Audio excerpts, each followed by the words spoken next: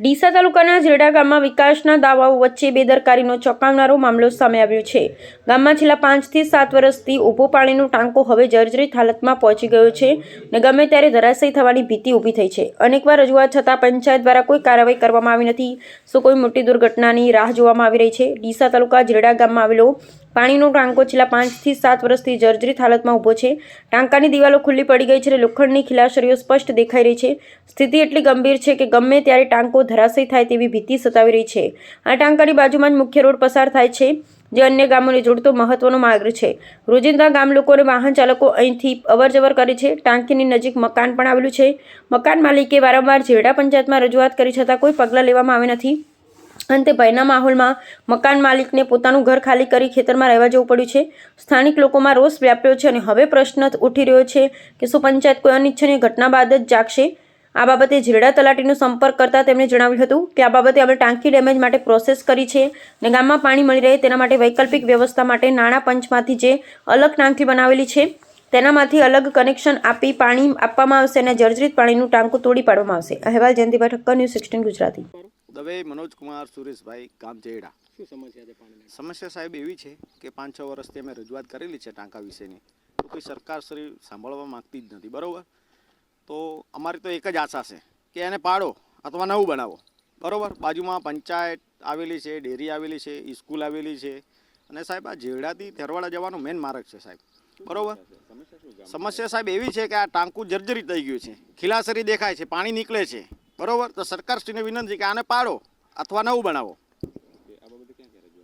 પાણી પુરવઠામાં કરેલી છે, પંચાયતમાં કરેલી છે, ગુજરાત સરકાર સુધી કરેલી છે રજૂઆત આની સાહેબ, હજી સુધી કોઈ નિકાલ આવ્યો નથી। તો સરકારશ્રીને બે હાથ જોડીને વિનંતી છે કે આટલું અમને કરી આપો।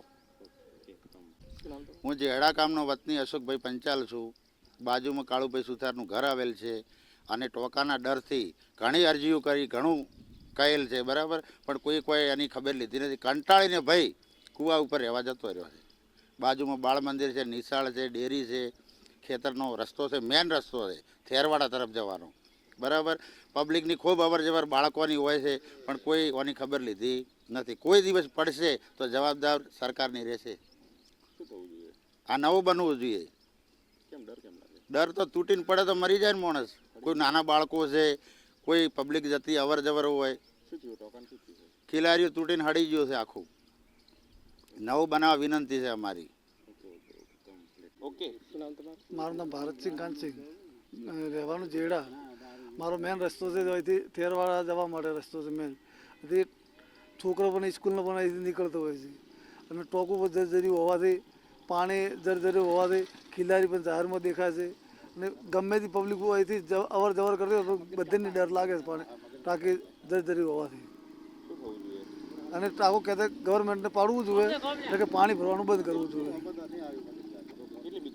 બીક એટલે બહુ બીક લાગે એ, કારણ કે આ મેન રસ્તો છે, મેન રસ્તા પર જવા માટેનો। છોકરો બોકરો ભણવા જવાનો અવર જવર ચાલુ જ હોય છે। ડેરી પણ દૂધ ભરવા જવાતા હોય તો પણ બીક લાગતી હોય છે સાંજના ટાઈમે।